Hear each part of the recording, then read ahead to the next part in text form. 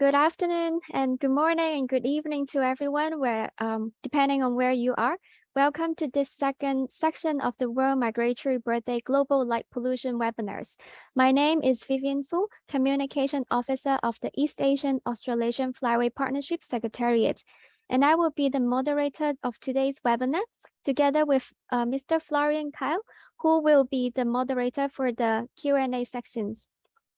World Migratory Bird Day is an annual global awareness raising campaign, highlights the ecological importance of migratory birds, and it is celebrated on every second Saturday in May and October, which is the coming Saturday.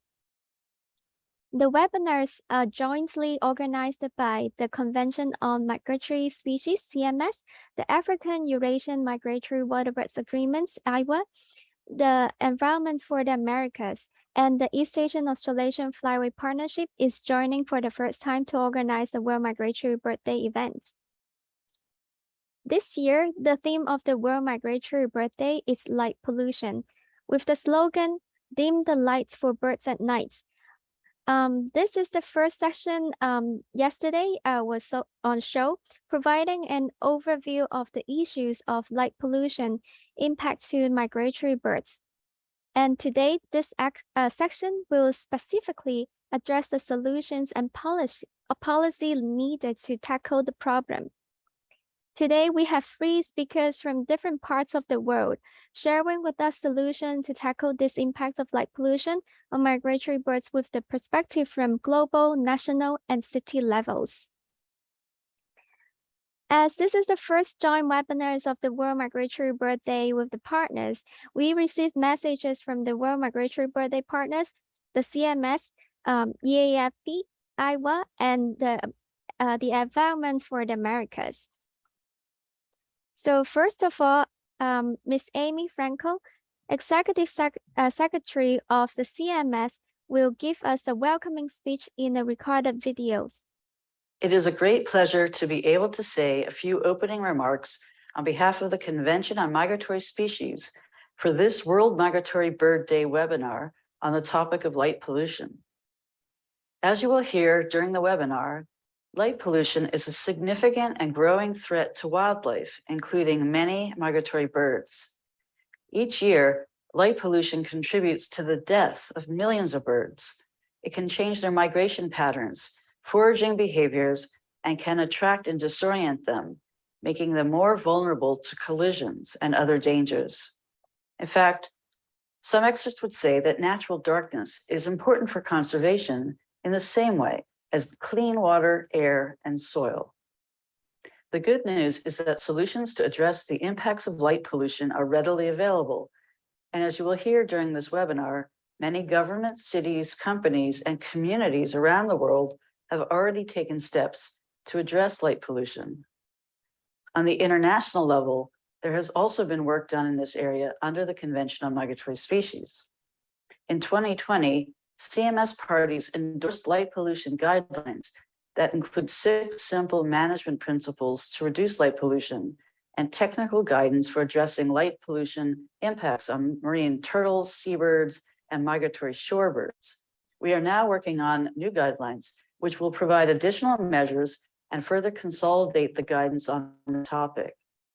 These will be presented to CMS parties for adoption at the next CMS Conference of the Parties that will take place in 2023. We hope that this webinar and all the activities being conducted in the context of World Migratory Bird Day will help raise awareness of this growing issue and also help to lead to further concrete commitments and pledges from key decision makers around the world to take steps to reduce the impact of light pollution on migratory birds. I want to thank you for your support and engagement in this very important topic by joining this webinar. Thank you, Ms. Franco. Next, we have video message from Mr. Doug Watkins, Chief Executive of the East Asian Australasian Flyway Partnership Secretariat.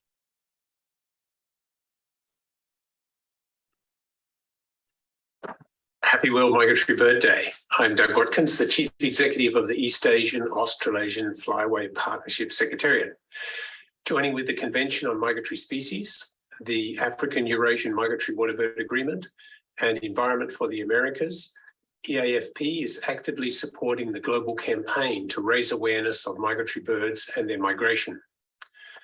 As our Earth continues to become brighter by 2% each year, the artificial light from our cities impacts on the biorhythms of birds, can disorientate migrating birds and cause them to collide into buildings, which is often fatal for them. With the slogan, "Dim the lights for birds at night," World Migratory Bird Day this year hopes to turn a much needed spotlight on this issue. I hope this joint Global Migratory Bird Day webinar series will bring to you insights into solutions to address light pollution for migratory waterbirds. Thank you. Following, we are honored to have Dr. Jakes Truvili, Executive Secretary of the African Eurasian Migratory Waterbirds Agreement, to join us and give the speech in person today. Thank you, Vivian.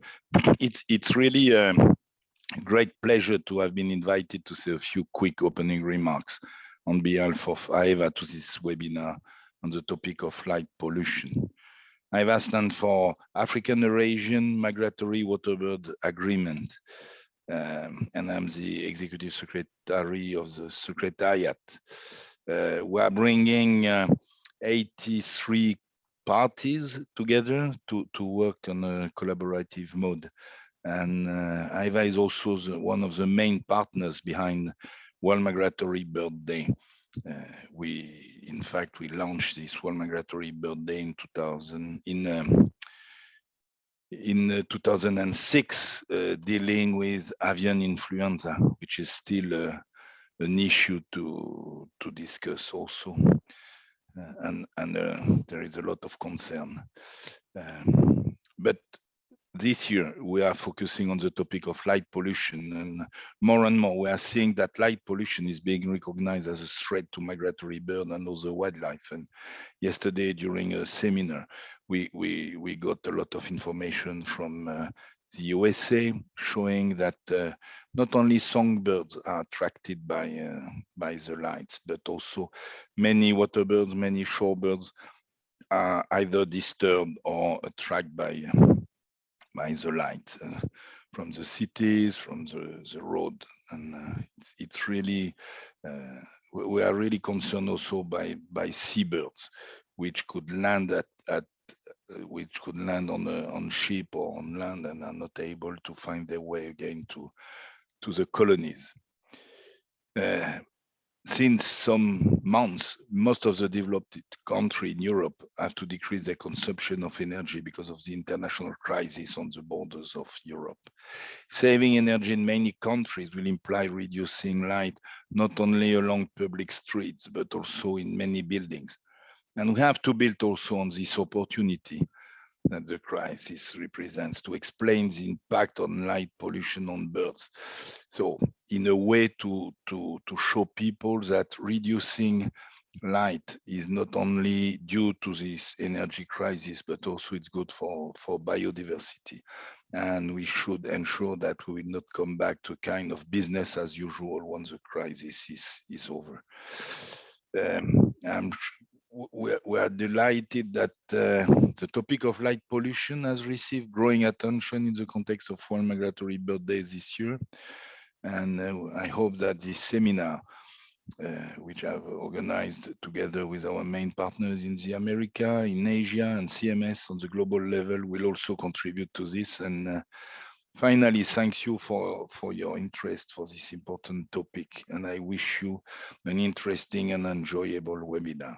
Thanks a lot. Thank you very much for the message. And last but not least, let's welcome Ms. Susan Bonfield, Director of Environment for the Americas, to deliver the speech for us today.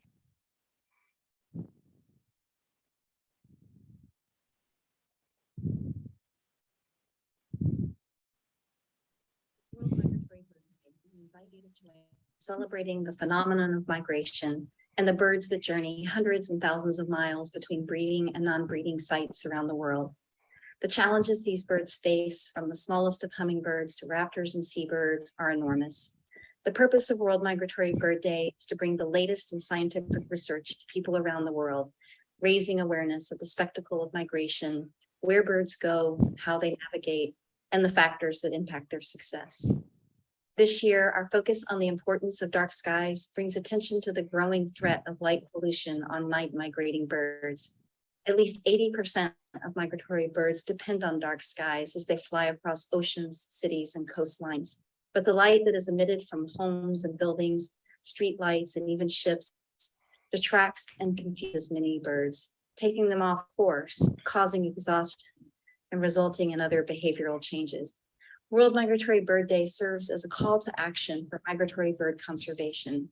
We invite you to join us now and every day by taking simple steps that, when accomplished individually by many, become the foundation for collective action. So take a moment, dim your lights, share the importance of dark skies with your friends and neighbors, and support dark sky friendly lighting in your community. Together, we can bring back the night. Thank you very much, Susan. And without further ado, let me introduce the first speaker. I would like to introduce Dr. Marco Barbari, Scientific and Technical Officer at CMS. Dr. Barbari is the conservation biologist by training. He holds a doctorate in environmental science from the University of Genoa, Italy. After a few years of work as a research assistant, he undertook a career in international organizations. He worked for 8 years for the Mediterranean Action Plan of the UNEP. In the year 2000, he moved to Bonn to join the CMS Secretariat. He held different positions in the Secretariat over the years. Currently, he is the scientific advisor of the Secretariat. One of his main responsibility and of particular relevant to this webinar is leading on the topic of light pollution, which includes overseeing the guiding the development of the new CMS guidelines on light pollution and to be presented to the next CMS COP in 2023. So over to you, Dr. Barbari. Thank you very much, Vivian. And good day to all those who has joined this webinar today. I'm very grateful to the organizers for having invited me to be part of this of today's program. Let me just say, I mean, a few elements of my presentation has already been mentioned in the introductory remarks from Amy Frankel that we just heard. I will maybe just go into a bit more of details on the initiatives which have been undertaken by CMS in relation to light pollution. Just for those who are not maybe familiar with the convention, the Convention on the Conservation of Migratory Species of Wild Animals, which is also normally known with the short name Convention on Migratory Species, or even the acronym CMS, is an intergovernmental treaty which aims at the conservation of migratory species throughout the migratory range. So it is basically is an intergovernmental treaty. The convention focuses on species which cross international jurisdictional boundaries in the course of their migration, and therefore which are subjected to different management regimes throughout their life cycle. And this explains, illustrates well the very reason of existence of the convention, which is to provide a platform for the coordination of policies and measures for the long-term conservation and sustainable use of migratory species. Now, let me go into, I have prepared just a few slides to support the presentation. Let's see if it comes. Is it okay? Yes. Yes, we can see. Okay, good.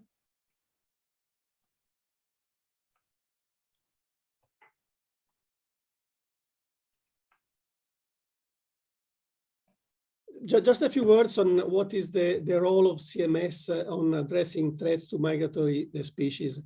CMS uses different approaches in achieving its general aim of conserving migratory species. One of these is the identification of factors which have a significant impact on the conservation status of the species dealt by the convention, and the development of measures and policies to try to mitigate those impacts. So basically, the development of policies and tools is really probably the main role of the convention in threat abatement. However, the convention also aims at providing support to member states for coordinating the implementation of these policies, though normally the responsibilities of that is largely on the member states themselves. And then, last but not least, to raise awareness of governments, which are our primary client, but also other stakeholders, including the general public, on threats to migratory species and options to mitigate them. Light pollution has a significant threat to migratory species, has been recognized under CMS by the 13th meeting of the Conference of the Parties, which was held in India in 2020. Of course, the impact of and the effects of light pollution on migratory species have been known for much longer than that, but probably the real the extent of this impact is becoming say known and understood only now, and this is why probably this light pollution has been identified as a standalone issue to address under the convention at the last meeting of the Conference of the Parties. It was actually the initiative of the government of Australia and of the European Union and its member states to separate say submissions that the issue of light pollution was brought to the attention of the Conference of the Parties. The main response was the adoption by the Conference of the Parties of a resolution on light pollution guidelines for wildlife,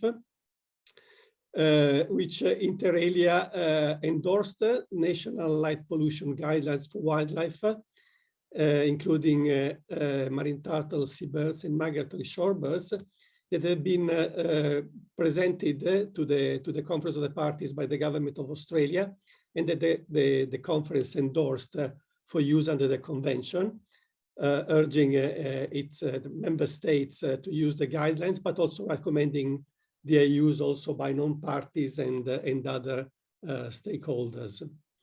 And finally, the resolution is quite articulated. I will put in the chat maybe after the presentation links to the various documents, but the resolution is quite articulated, but it also significantly recommends parties to encourage and support scientific research on the impact of artificial light on wildlife.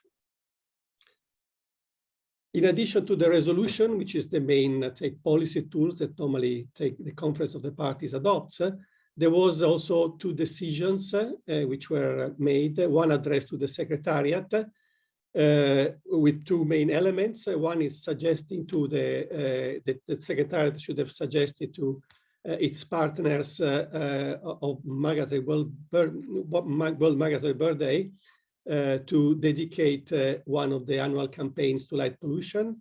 And this is the very reason why we have this theme, this subject this year. And I would like to also thank all the other partners for accepting the request from our COP to have this subject, and then also requested the Scientific Council of the Convention to consider light pollution in its work. Moving quickly, say as a follow-up to the decision of the COP, the Secretariat has undertaken a review of the impact of light pollution on different taxa of migratory species. A document was presented to the last meeting of the Sessional Committee of the Scientific Council, whom on the basis of that review recommended the development of additional guidelines to mitigate light pollution impacts on land birds and bats. There's been several activities following that. The main one having been say the convening of a CMS technical workshop on light pollution that was held in March this year, at which several say of the panelists today participated and contributed. And based on the outcome of that workshop, draft guidelines to mitigate light pollution impacts on land birds and bats, and also recommendation to integrate the already endorsed guidelines have been developed.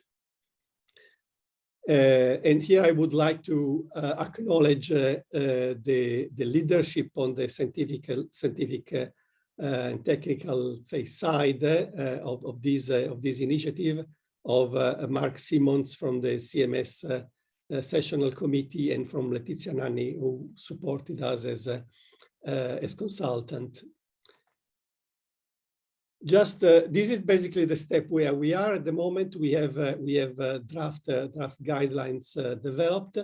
Next steps foreseen consist in the consolidation of new draft guidelines with the guidelines which have already been endorsed. Then the submission of the consolidated guidelines to the Sessional Committee of the Scientific Council for review and approval. And finally, the submission of the consolidated guidelines to the 14th meeting of the Conference of the Parties for its consideration and endorsement.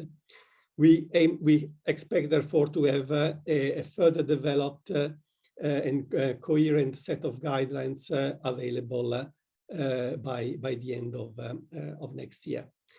I think I can leave this here. I would just like to acknowledge the support that the Secretariat has received from the governments of Australia and the government of Germany to undertake the various activities that I just referred to. Thank you very much.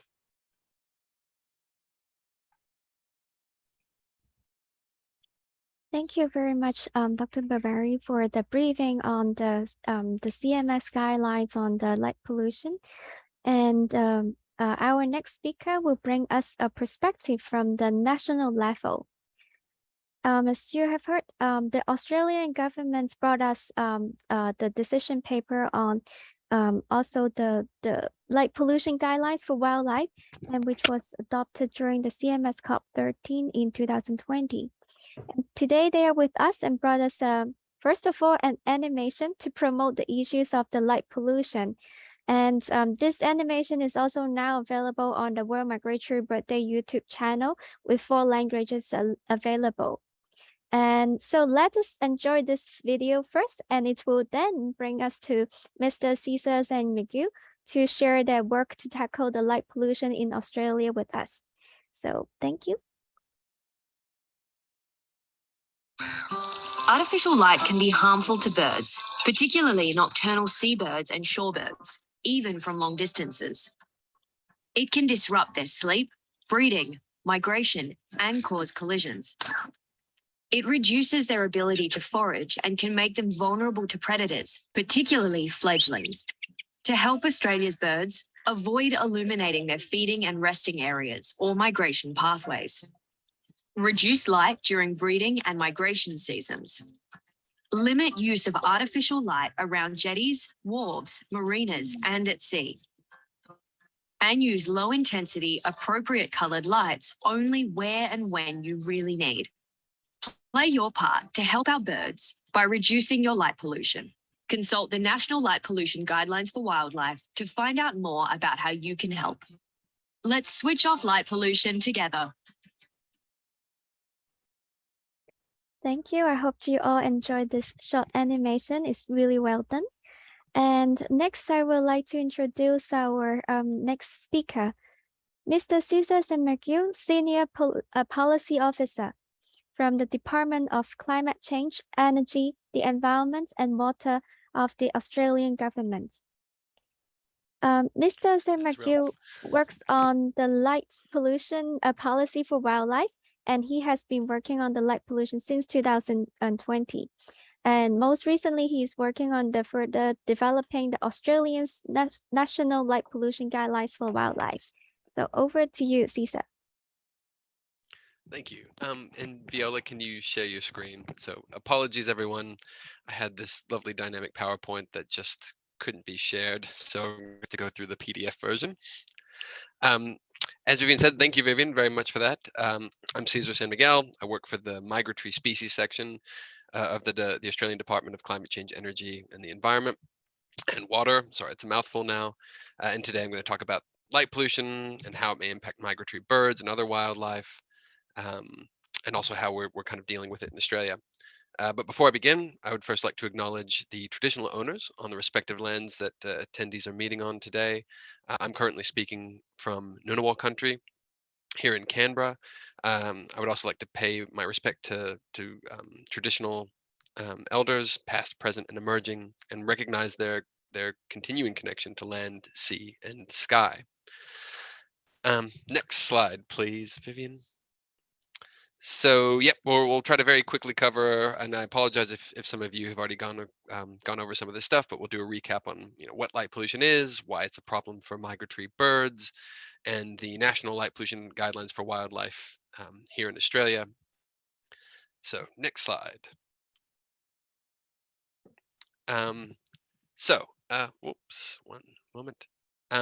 So almost all life on Earth has evolved over millions of years to be adapted to daily cycles of darkness and light over the 24-hour period, as well as lunar cycles, where nights are brighter during the full moon and darker during the new moon. And next slide, please. And seasonal cycles, so from longer nights and shorter days in the winter and longer days and shorter nights during the summer. So over evolutionary timescales, organisms that adapted to these predictable light-dark cycles have been successful. And so this has been really key because we need to understand, the function of light and dark and how it facilitates a healthy environment or healthy ecosystem before we can even begin to think about addressing it at a national level or through policy. So just for, as we think about that, obviously diurnal species like humans require the night for rest, recovery, and refuge, as do a lot of other diurnal or daytime species. Next slide, please. And sorry about that. There's some other graphics in there, so it's not all making sense. I promise there was some other stuff. But anyway, there's also an entire world of wildlife that have evolved to be active at night. So nocturnal species can use the cover of darkness to undertake important activities and avoid being eaten, like bats, as you see there in the corner. Sea turtles, which have been the poster child of impacts of light pollution, haul themselves ashore at night to lay their eggs, and their hatchlings then find their way back to the ocean using natural light cues. And it's actually turtles that brought light pollution to the Australian government's attention in the first instance. We were developing a recovery plan, a conservation document to address the recovery of sea turtles in Australia. And it's through that process that we, discovered that light pollution was a particular problem for them. And as we were trying to address light pollution for sea turtles, we realized, my goodness, light pollution actually impacts a whole range of wildlife, particularly migratory species. Yeah, so that actually brings us back to migratory birds, which, similar to sea turtles, also use the cover of darkness for refuge from predators. But some migratory birds can actually also use visual cues from the moon and stars to find their way to the ocean, and also find their way back to breeding colonies. And then, there are also more cryptic things that happen at night too that we don't quite see, like coral spawning, which is tied to phases of the moon. And some fish eggs don't hatch under lit conditions, but instead hatch when it's dark, and again, probably to avoid predation. Next slide, please. So basically, we know that natural darkness is essential for wildlife and ecosystems. Any man-made changes to light and dark, or the light and dark environment, can interfere with and harm wildlife. So our use of artificial light at night, such as streetlights, cars, boats, homes, commercial buildings, all of this artificial light becomes light pollution when it's unwanted, inappropriate, or excessive, and begins to have those negative impacts on wildlife. Next slide. Oh, sorry about this. This was maybe next slide. Thank you. That was a video that the Australian government, one of the many videos that the Australian government designed to kind of communicate the general issues around light pollution. Can you go back one slide, Vivian? Oh, perfect. And as was mentioned before, light has been really great for humans, but light pollution imposes a serious stress on wildlife and biodiversity, which are already under threat from the pressures of climate change, land clearing, invasive species, other threats. And as was mentioned earlier, it's estimated to be increasing by about 2% per year, although this could very likely be an underestimate. In the US and Europe, for example, it's estimated that around 80% of people can no longer see the Milky Way. And as for migratory birds, it can be really challenging to address light pollution when light pollution can actually interfere or be seen, be detected from very far away. And also, it can fall into jurisdictions outside of your direct control. And migratory birds have a long way to travel, and it's a challenge to control light pollution along large migratory pathways, as well as within their habitat. And you can see here my little poor markings there that there's quite a bit of light pollution along most of the East Asian Australasian flyway. Next slide, please. So again, we need to understand how light is impacting these critters before we can, start to figure out how to mitigate those impacts. And light can interfere with wildlife in a few ways, and one way is by interfering with their behavior. Artificial light can attract, confuse, or repel wildlife. So species like migratory birds, they can be misoriented or attracted to the light, and that can add to their migration time or their migration distance, and that can deplete their energy, and that can lead to exhaustion, poor health, injury, and death. And it can also increase, as mentioned, risks of collisions with infrastructure, particularly if birds get trapped by these big light bubbles in urban areas. And wildlife can also be disoriented or confused by light sources. As I mentioned, turtles in water lights from jetties and boats are known to cause turtle hatchlings to swim in circles, and that confuses their orientation towards the open ocean. And again, that can lead to exhaustion and predation. And lastly, light can actually repel species from some parts of their habitat. And while that image in the right-hand corner there is of bats, we actually know that shorebirds may avoid suitable feeding grounds if they're lit up. So by preventing access to that habitat, artificial light can basically fragment that habitat or diminish it. And that obviously can lead to access to fewer resources, and that can also mean fewer individuals are interacting, which can mean less genetic diversity if they're breeding with fewer individuals or fewer different individuals, and that can reduce the health of a population or a species, and that could potentially have consequences into the wider ecosystem. Next slide, please. So apologies about this one. There's a few more graphics there too. Another impact on wildlife is called masking. And masking just means that artificial light at night makes it seem as though it's a different time of month, a different time of day, or a different time of year. And masking can actually drive physiological changes and change hormonal triggers. And that itself can lead to behavioral change. So light can mask the 24-hour day-night cycle. Again, we had a really good graphic there. So while these are, there's a reference to some journal articles where we know that while they're not migratory species, we do know that light pollution here in Australia can impact the sleep, disrupt the sleep in magpies, pigeons, and black swans. Light pollution can also delay, roost emergence in bats, and it can actually prevent zooplankton from migrating to the surface of the ocean's water column at night. And that can actually have cascading impacts on other critters that rely on that zooplankton migration.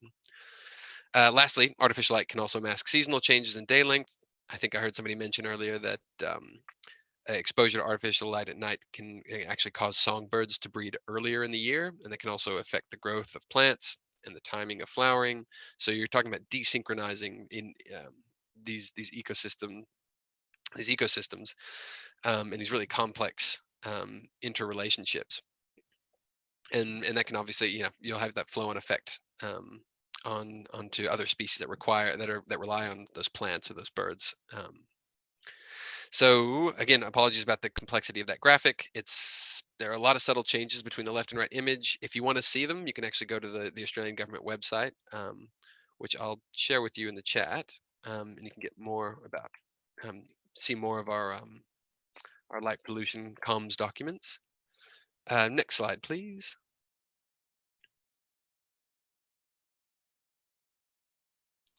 Brilliant, thank you. And actually, interestingly enough, and this is becoming a bigger issue, is we realize that light pollution can actually benefit invasive species, and invasive species tend to be your bigger threats to a lot of species like migratory birds. We know that cats and foxes may potentially benefit from seeing birds at night because they're visual predators, and getting a little more visibility at night may make it easier for them to find birds. And it can actually enhance other pressures as well.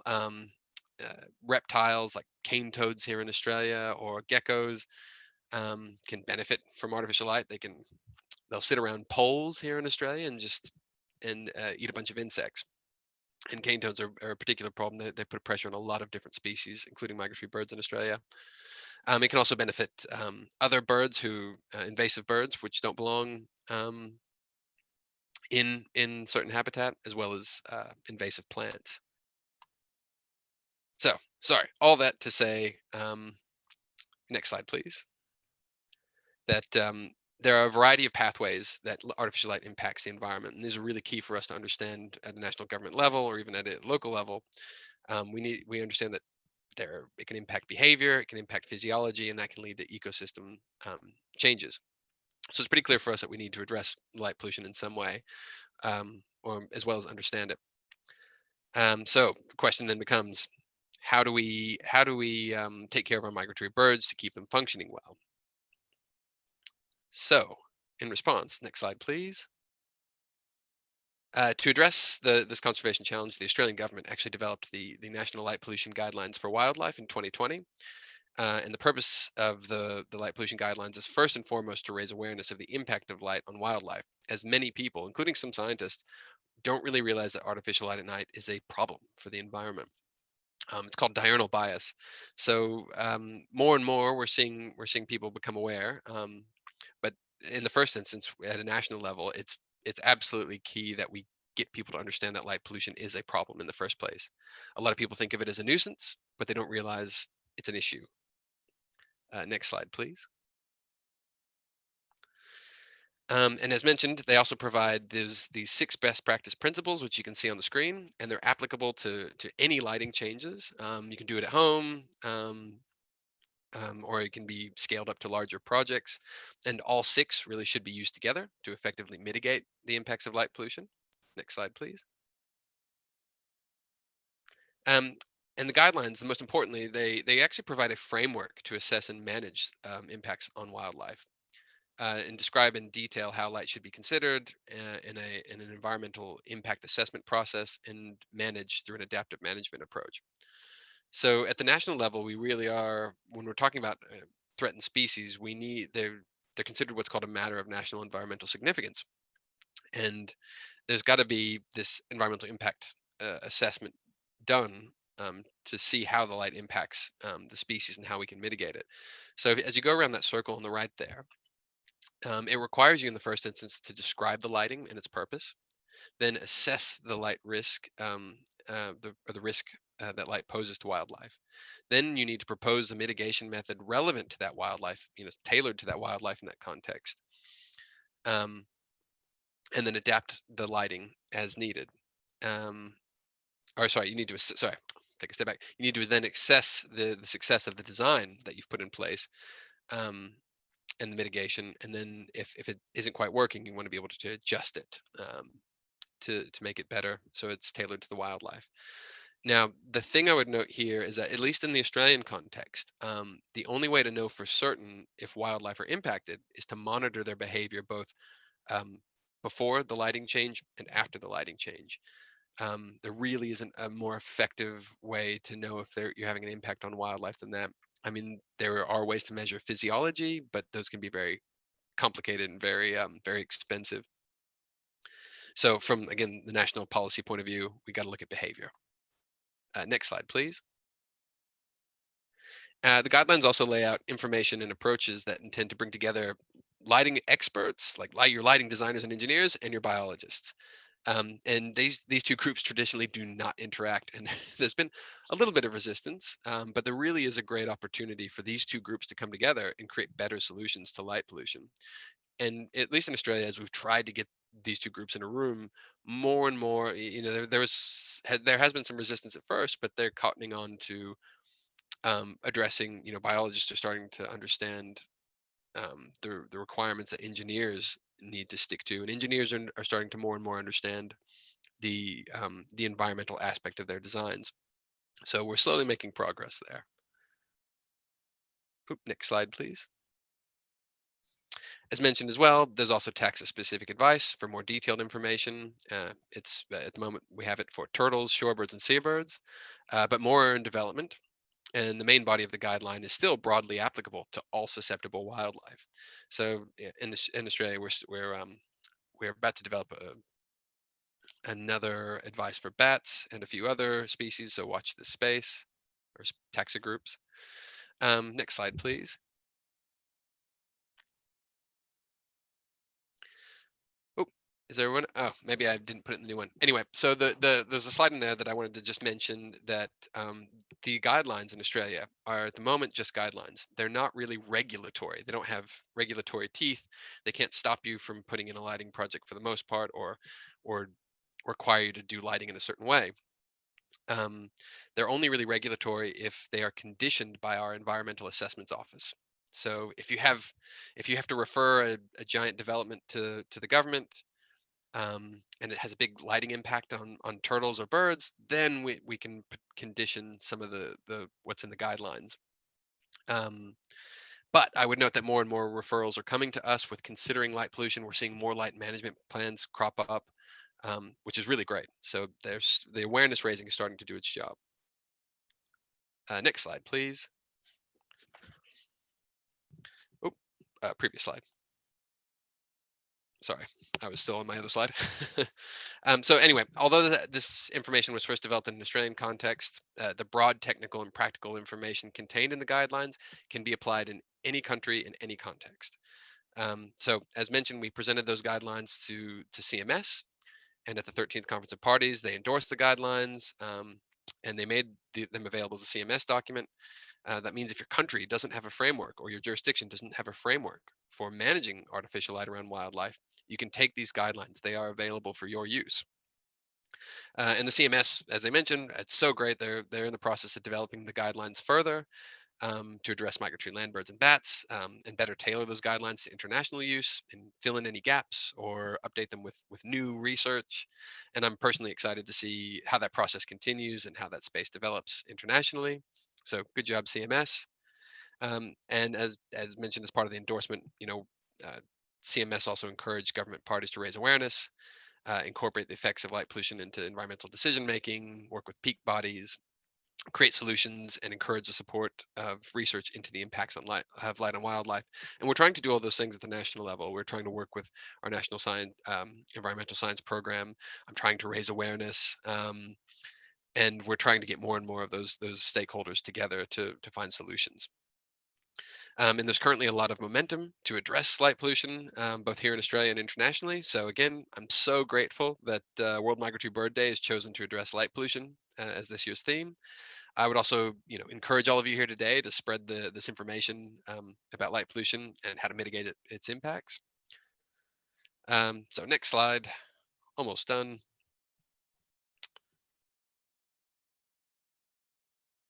Beautiful. So in summary, light pollution is increasing and it harms a variety of wildlife in a variety of different ways. And that can have, mitigating the impacts of light on species like birds or migratory birds can really have flow-on effects to other species. So it's important for whole ecosystems. It's tricky. It's a challenge. Migratory birds occupy a large amount of space or inhabit a lot of space on the planet across several jurisdictions. But it doesn't mean it can't be overcome. We have these national light pollution guidelines for wildlife, pardon me, and they're there to help you manage light pollution no matter where you are. Next slide. And I would also mention that the Australian government, you can get more information there from our website. I've put it in the chat. CMS has some information, and World Migratory Bird Day will have some links as well. So all of that is really great information. By popular demand, we've developed these 1- and 2-pager documents that are they're more contracted versions of the guidelines.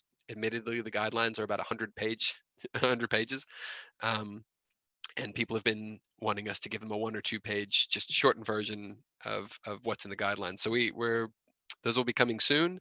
If you want them now, give me a shout and I'll send them to you. And with that, I'm happy to take any questions in the chat, or if you put them in the Q&A while we're listening to the next presentation. Yeah, thank you very much, Mr. Sengmagu. Now, moving to the other side of the world, our last speaker today is Mr. Ivo Tejeda, Executive Director of the Network of Birdwatchers of Chile. Mr. Tejeda works together with the researchers and the community to improve the best lighting practices of urban areas near to seabirds. So it is now a city levels sharing with us. So, Mr. Tejeda, the stage is yours. Thanks, Vivian. Just confirm me if the presentation looked well. Yes. Yes. Okay, thank you, everybody. It's really nice to be here. I would like to present this guide to seabird-friendly lighting in Chile. It's some of the initiatives that we took to address a really big problem with seabirds and light pollution in Chile. This is a joint effort with 3 organizations, Oikonos, ROC, and OPCC.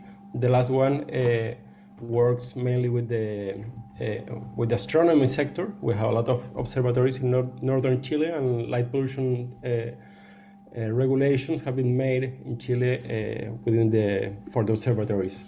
And this has the sponsor of the Ministry of the Environment and the support of American Bird Conservancy and National Fish and Wildlife Foundation. So globally, seabirds are severely affected by light pollution. We know that like more than 50 species are affected by light pollution worldwide, but this is a phenomenon that also occurs in Chile.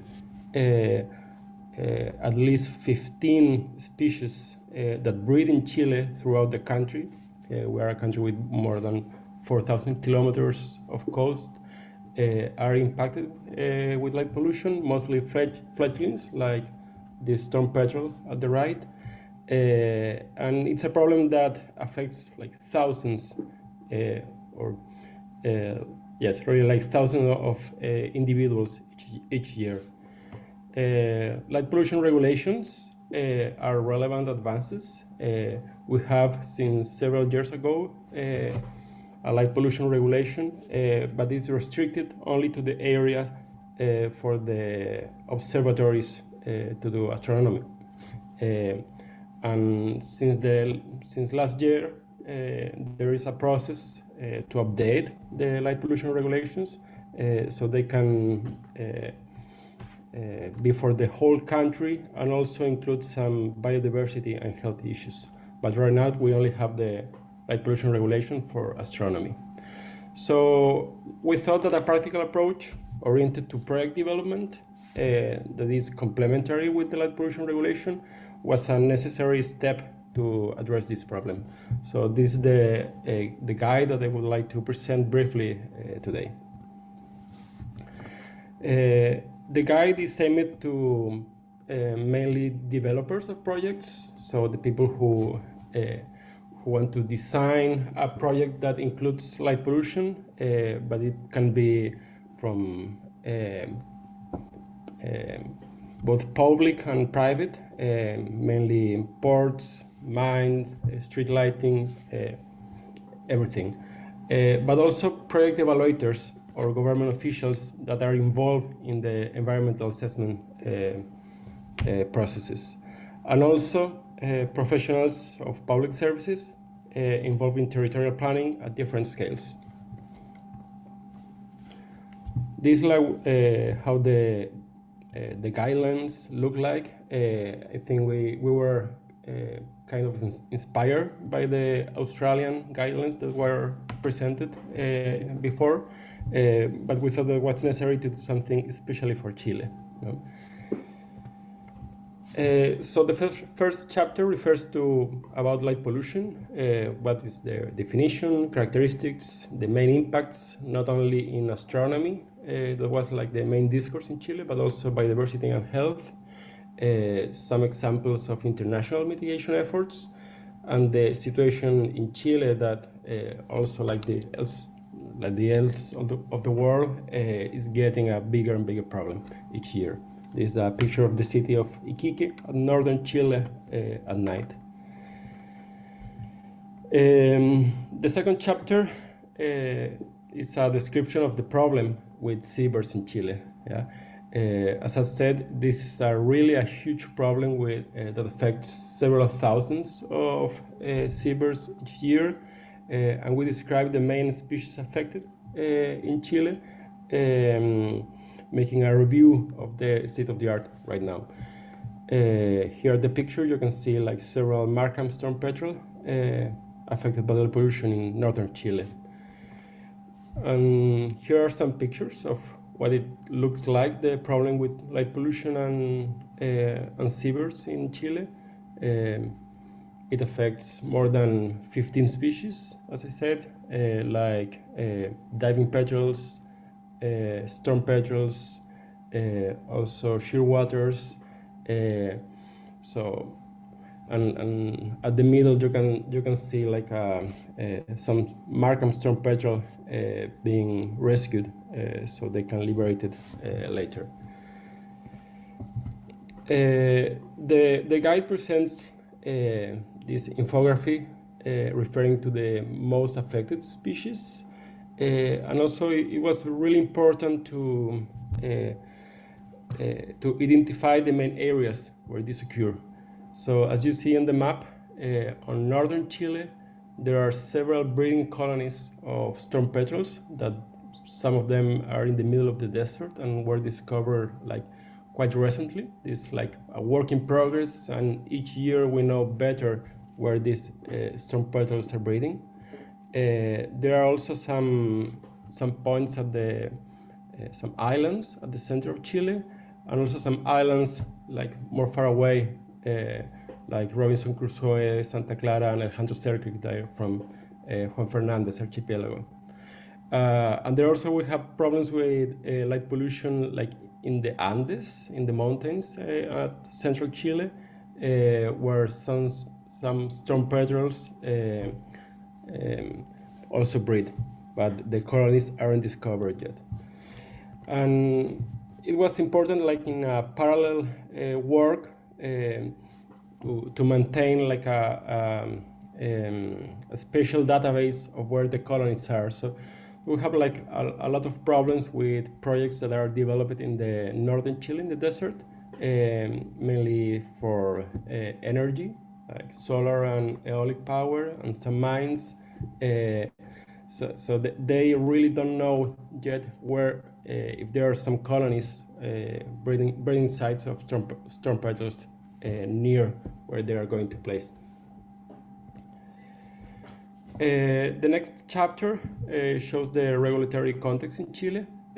We have some light pollution regulation, as I said, but there are some other regulations that affect light pollution, like the base environmental law, some municipal ordinances in some municipalities. There are also some public lighting regulations and the species conservation plans for some endangered species. This is mainly for the pink-footed shearwater and the storm petrels that breed in the northern Chile. And that status that they have a conservation plan is really important for how the light pollution regulations are interpreted. So next, we show some principles for good lighting. These are like quite similar of the ones developed by the International Dark Sky Association. Lights should be useful, targeted with low light, avoiding blue wavelengths and controlled. But then we do some recommendations trying to put the point that natural darkness is the starting point for each project that may affect the breeding sites of seabirds in Chile. So these are some of the examples of the recommendations that are described in the guide that take place or apply the principles in the chapter before. Directing light, the design of the installations, to avoid excessive illumination levels, to apply dimmers, time restrictions, adaptive lighting, and minimizing the use of cold lights. And next, that this something is very important for us, and it's similar of what was in the Australian guidelines, is to propose 6 steps, iterative steps, for environmental assessment of projects that may affect seabirds with light pollution. I think that right now these steps are just some of them are being really developed by projects that do have to pass with environmental assessment, but more projects may use these steps in the future. So the first is to characterize potential seabirds that are impacted for light pollutions. Then describe the illumination objectives, describe the potential impacts that may occur with seabirds, and for the design of a lighting plan. This is something like, it may sound like really a basic step, but most of the projects that affect light pollution, affect seabirds with light pollutions, they don't have really a lighting plan. No, they are just like lights and more lights, and we have this problem that the projects at the desert of Chile, they have like a lot of sunlight in the day, so with the sun energy is like really cheap over there, so they are putting more and more lights. So we hope that in the future more projects can design a lighting plan, then assess and quantify the expected impacts, and at last to monitor and to evaluate if the plan that was designed is really working in terms of the impacts for seabirds. So these are the steps that I described before that are in the guide. And lastly, we propose that land use planning, that in the case of sensitive natural areas that are to be protected from light pollution, we propose the recommendation to generate a lighting master plan. This is something like quite new for the country, that we hope that in some areas, in some islands, for example, and in some important areas in the north of Chile, near the breeding grounds, they may have this kind of planning in the future. The guide also have some case studies of how light pollution has been treated in some different places.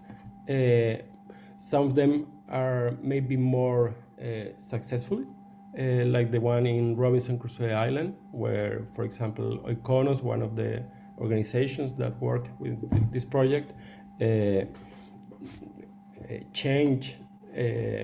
managed to change some of the lights that were affecting the pink-footed shearwater. But some other places like Punta Choros and Salar Grande, the case studies just show how the lights that haven't been planified and haven't been changed affect hundreds or thousands of individuals of diving petrels or storm petrels in each place. So what's next? We're planning several workshops to disseminate the guide to some public and private stakeholders. This in the context of the implementation of some conservation plans for principally for storm petrels in the northern Chile. And we see right now that some projects, mining projects and solar projects in northern Chile are currently starting to mention this guide as a new standard for the lighting practice. This guide was presented some months ago, so we don't know how are going to be the results, but we're expecting that they will take some of the ideas, standards, and steps that are proposed in the guide. But anyway, there's like a long way to go to address the problem of light pollution on seabirds in Chile, and we have to address it from different perspectives, and this is just one of them. Okay, so that's all. Thank you. Thank you very much, Mr. Tejeda, and all the speakers for your presentation. For our audience, you can also leave your questions in the Q&A box in the Zoom. And now it is the Q&A section, and I would like to pass on to Mr. Florian Cao from the CMS to moderate the sections. So Florian, over to you. Okay, thank you very much, Vivian, and a big thank you to all the speakers and participants of this second global webinar on the topic of light pollution, marking World Migratory Bird Day. Thank you very much. It's been informative, and I'd like to just hand over to the audience. I see there was one question already posed. We have a question from David Smith. It's been answered already, but I think it might be valuable for others as well, so I'll just read it out. So the question to Cesar is, how successful have the national light pollution guidelines for wildlife been? Do you have any case studies showing the benefits? And how do you ensure guidelines are followed? Is there a need for legislation? Maybe we can just talk about that briefly. And I'm opening up. Anyone has questions, please add them in the chat. Thank you. So I guess I'll go ahead and give a audio answer. So yes, the guidelines have only been published for about 2 years. So timeline on taking the guidelines and implementing them and seeing action on the ground can actually be quite long, because when you're looking at impacts on species, you often have to monitor over multiple seasons depending on the species. It could be a breeding season or a migratory season. So we're still in the process of collecting that. I'm actively looking for somebody who's taken the guidelines and implemented them to see if there's been benefits, if they've been useful in a very practical implementation sense. But as I said, one of the purposes of the guidelines is awareness raising, and in that way they've been very successful, because they've spurred on people to write to the government, to write to the minister. It spurred us to develop the animations to really explain the issue better. It's helped us identify that we need to develop some shorter guidance documents, some 1- and 2-page documents.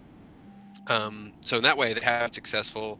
They've been getting conversation going. They've started to trickle into media and social media, and it's actually helped councils, local governments, say, look, there are these guidelines from the national government. how do we implement these in a local scale? How do we make lighting ordinances a little stricter or a little smarter, a little better? And so there has been more and more councils, been more momentum being driven in part by the National Light Pollution Guidelines. If we hadn't have done that, a lot of those conversations probably wouldn't have happened. People may have grumbled a lot, but they wouldn't have had guidance or a framework for helping them think about light pollution in their context. Thank you, Cesar. I don't see any other questions, but in the absence of questions, I'd like to throw one in. Yesterday in the webinar, we had an interesting comment coming from the audience about the impact of cruise ships off the coast and potentially being a source of collision attraction for many migratory birds that are flying over the water. And I'd just like to throw into the room to both Cesar and Ivo, if you have any information or any incidences that you can talk about, talking about vessels and the impact of shipping off the coast of Chile or in the Australian context.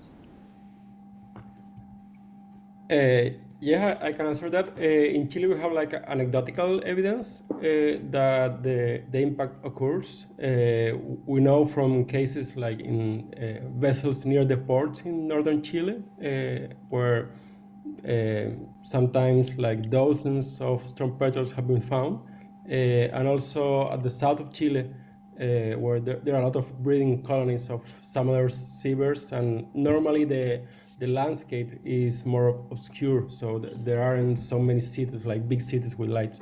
So it's something that we know that it happens. It hasn't been quantified, and at least, for example, in the conservation plan for storm petrels in northern Chile, it has been identified to something that we should focus in the future, and like a first step is to quantify it, to describe the problem, so how it is right now. But we don't have like a real knowledge of when, where, in which lights, and it's something like more difficult to address. There are, for example, we have some evidence of a vessel, I think, I don't remember from which country it was, but there are different countries involved with the flags of these vessels. So, and there are some regulations specific for the ships. That's the situation right now. Okay, thank you. Yeah. Any other questions? I'd have another one in the absence of any questions from the audience. Generally focusing on cities.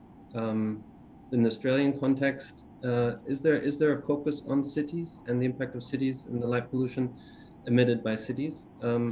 As we have heard, generally, the topic is still very much emerging, and from what we heard yesterday and the research is all still very new. But what we are seeing from, at least from the research that Jeffrey Buhler presented yesterday, is that theoretically one could trace shifts in migration along lines of major cities. And the question for me is, what kind of